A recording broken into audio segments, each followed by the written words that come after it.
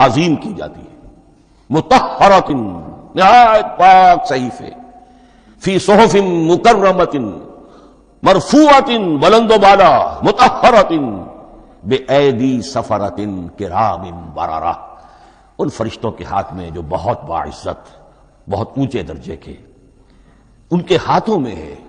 وہ لوگ ہیں کہ جن کی تحویل میں ہے یہ کلام پاک، فی صحف مکرمۃ مرفوعۃ مطہرۃ بایدی سفرۃ کرام بررہ۔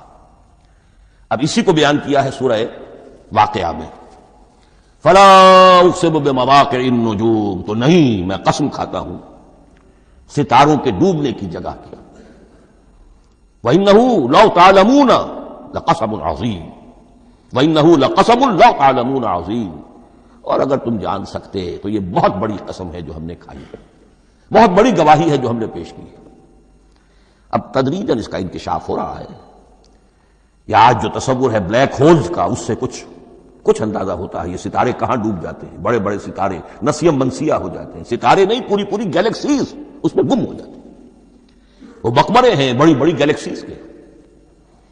فلا اقسم بمواقع النجوم وانه لقسم لو تعلمون عظیم انه لقرآن کریم، یہ قرآن ہے بہت باعزت، فی کتاب مکنون، اور یہ اس کتاب میں جو چھپی ہوئی ہے۔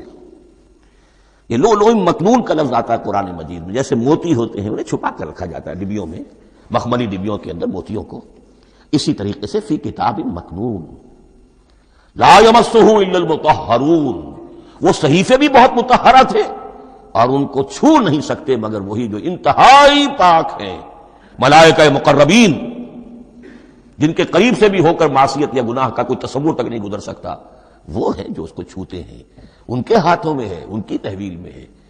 یہ ہے وہ چیزیں کہ جس سے اندازہ ہوا کہ اصل قرآن کہاں ہے۔ یہ جو ہمارے پاس ہے در حقیقت یہ نقل مطابق اصل ہے، مصدقہ نقل ہے۔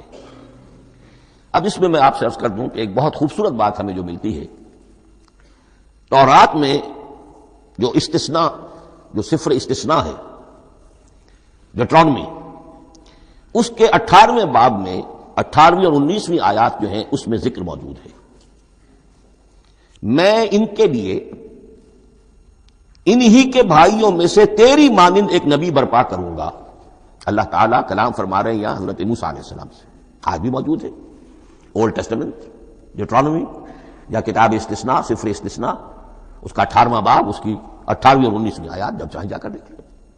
میں ان کے لیے ان کے بھائیوں ہی میں سے تیری مانند ایک رسول اٹھاؤں گا، میں ان کے لیے انہی کے بھائیوں میں سے تیری مانند ایک نبی برپا کروں گا اور اپنا کلام اس کے منہ میں ڈالوں گا، اور جو کچھ میں اس سے کہوں گا وہی وہ ان سے کہے گا۔ یہ ہے جو پیشن گوئی ہے محمد الرسول اللہ صلی اللہ علیہ وسلم کی۔ اور یہاں وہ فرق واضح کر دیا گیا، اے موسیٰ تم سے تو یا تو ہم نے کلام کیا ہے یا تمہیں جو کتاب دی ہے وہ لکھی ہوئی دی ہے،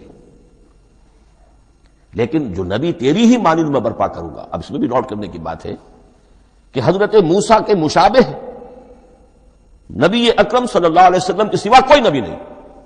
صاحب کتاب وہ بھی تھے، صاحب کتاب محمد بھی ہے، صاحب امت وہ بھی تھے اور صاحب امت محمد رسول اللہ، تیری مانند۔ صاحب شریعت، حضرت عیسیٰ صاحب شریعت نہیں تھے، شریعت موسوی ہی کو نافذ کرنے کے لیے آئے تھے، ان کی حیثیت دین موسوی کے مجدد کی تھی۔ ویسے نبی تھے، اللہ کے فضل و کرم سے نبی تھے، اس میں کوئی شک نہیں، رسول تھے، لیکن یہ کہ ان کے کام کی نوعیت کیا تھی، اس لیے کہ کوئی نئی شریعت لے کر نہیں آئے۔ اب بھی انجیل میں الفاظ موجود ہیں، don't think I have come to destroy law, the mosaic law جسے یہ کہتے ہیں، شریعت موسوی، وہ تم پر نافذ رہے گی، تم اس کی پابندی کرو گے، چونکہ صاحب شریعت رسول یا موسیٰ یا محمد صلی اللہ علیہ وسلم علیہ الصلوۃ والسلام۔ تو میں ان کے بھائیوں میں سے، اب بھائی کون ہوں گے؟ ظاہر بات ہے بنی اسرائیل، ان کے کزنز کون ہیں؟ بنی اسماعیل۔ بنی اسرائیل تو جو بھی نبی ہے وہ انہی میں سے ہے، ان کے بھائیوں میں سے، تو بھائی تو ہوگا، ان کا کزن ہوگا، اب وہ کون ہے؟ بنی اسماعیل۔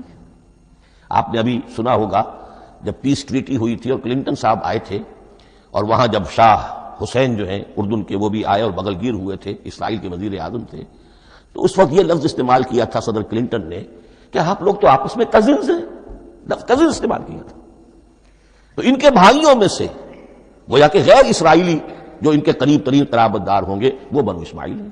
تیرے مانند صاحب شریعت نبی میں برپا کروں گا، لیکن اس پر جو میرا کلام اترے گا وہ کس شکل میں اترے گا؟ میں اپنا کلام اس کے منہ میں ڈالوں گا اور پھر وہ جو کچھ کہے گا وہ وہی کہے گا جو میں نے کہا ہے. اب اس کے حوالے سے ایک بہت اہم بات سمجھ لیجئے، قرآن مجید کے دو اہم مقامات کی وضاحت اس سے ہو جائے گی. یہ کلام اللہ، قرآن مجید میں اس کو قول جبرائیل بھی کہا گیا ہے. کلام اللہ حضرت جبرائیل کے ذریعے سے جب ادا ہوا ہے تو قول جبرائیل ہے، اور پھر جب وہ محمد الرسول اللہ کی زبانی ادا ہوا تو قول رسول ہے، قول محمد ہے صلی اللہ علیہ وسلم. یہ قول اللہ بھی ہے، قول جبرائیل بھی ہے اور قول محمد بھی ہے بیک وقت. یہ بات دیکھیے سورہ اذا السماء انفجرت، اس میں یہ سورت جو الفاظ آئے ہیں انہ لقول رسول کریم، سورۃ تکویر اذا الشمس کورت، انہ لقول رسول کریم ذی قوت عند ذی العرش مکین مطاع ثم امین وما صاحبکم بمجنون. یہ یہاں پر حضرت جبرائیل کا ذکر ہو رہا ہے. وما ہوا بقول شیطان الرجیم، محمد تک اس قرآن کو لانے والا تو وہ بلند پائے کا فرشتہ ہے، یہ کوئی شیطان رجیم نہیں ہے. اس لیے کہ مکے والوں نے کہہ دیا تھا ہو سکتا ہے کوئی بدروح آئی ہو محمد پر اور اس بدروح نے کوئی الٹی سیدھی بات سکھا دی ہو. نہیں، انہ لقول رسول کریم، یہاں رسول کریم کون ہے؟ حضرت جبرائیل. انہ لقول رسول کریم ذی قوت عند ذی العرش مکین، بڑی قوت والا اور جس کا بڑا اونچا مقام اور مرتبہ ہے عرش والے کے قریب. ذی قوت عند ذی العرش مکین مطاع ثم امین، وہ فرشتوں کے مطاع ہیں، فرشتے ان کی اطاعت کرتے ہیں، فرشتوں کے سردار ہیں، اور پھر ساتھ ہی پورے امین ہیں. جبرائیل امین یہ ہم لفظ استعمال کرتے ہیں. اور اس کے بعد آگے جا کے فرمایا وما ہوا بقول شیطان الرجیم، یہ کسی شیطان ایک رجیم کا قول نہیں ہے. اب یہاں اس سورہ تکویر میں قرآن کو قول جبرائیل قرار دیا گیا. لیکن سورۃ الحاقہ میں چلیے، اس کے آخر میں آتا ہے انہ لقول رسول کریم وما ہوا بقول شاعر قلیلا ما تؤمنون ولا بقول کاہن قلیلا ما تذکرون تنزیل من رب العالمین. یہاں اب رسول کریم سے مراد محمد الرسول اللہ صلی اللہ علیہ وسلم. یہ کسی شاعر کا قول نہیں ہے، کسی کاہن کا قول نہیں ہے، یعنی جس کے زبانی یہ قرآن لوگوں کے سامنے آ رہا ہے. جبرائیل کا قول ہو کر تو محمد پر نازل ہوا صلی اللہ علیہ وسلم، لیکن اب لوگوں کے سامنے وہ قول محمد بن کر آ رہا. انہ لقول رسول کریم وما ہوا بقول شاعر قلیلا ما تؤمنون ولا بقول کاہن قلیلا ما تذکرون تنزیل من رب العالمین.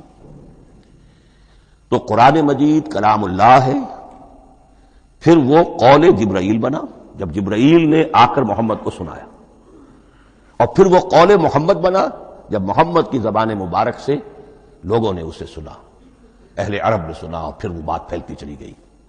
اب آخری بحث اس موضوع پر جو ہے وہ یہ ہے، کلام الہی کی 3 صورتیں ہیں جو قرآن مجید میں سورہ شورى کی آیت نمبر 51 میں بیان ہوئی ہے. وما کان لبشر ان یکلمہ اللہ، کسی بشر، کسی انسان کی یہ حیثیت نہیں ہے، مقام نہیں ہے کہ اللہ اس سے کلام کرے. یہ نہیں کہا کہ اللہ کے لیے ممکن نہیں ہے، نہیں، اللہ کے لیے تو ہر شے ممکن ہے، لیکن کسی بشر کا یہ مقام نہیں ہے کہ اللہ اس سے کلام کرے. مخلوق ہے، بشر ہے. ما کان لبشر ان یکلمہ اللہ الا اب 3 شکلیں آئیں، الا وحیا او من وراء حجاب او یرسل رسولا فیوحی باذنہ ما یشاء انہ علی حکیم. 3 صورتیں ہیں کلام الہی کی. یا تو براہ راست اللہ وحی کرتا ہے بغیر کسی فرشتے کی درمیان میں ذریعہ بنائے ہوئے،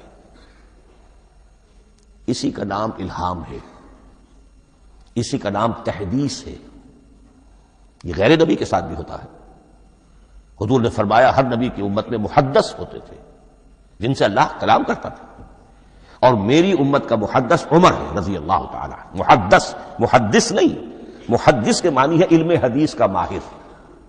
امام بخاری محدث ہیں، امام مسلم محدث ہیں. محدث تحدیث سے مفعول بنا جس سے بات کی جاتی ہے. محدث اللہ بات کرتا ہے، اللہ دل میں ڈال دیتا ہے، القاء ہو جاتا ہے، الہام ہو جاتا ہے، کوئی فرشتہ درمیان میں نہیں، براہ راست. دوسری شکل کلام کی کیا ہے؟ آؤ من ورا